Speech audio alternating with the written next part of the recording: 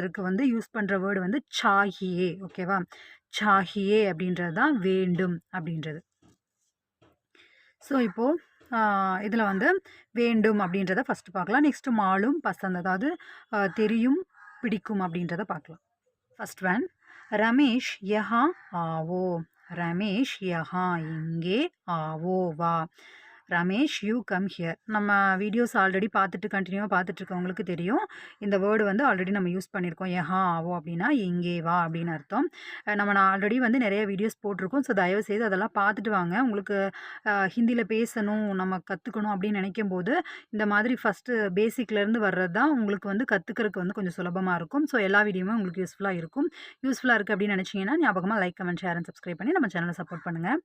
Okay. Second one, தும் is bench per phyto. தும் நீ, இஸ் இந்த, பெஞ்ச் பெஞ்சின்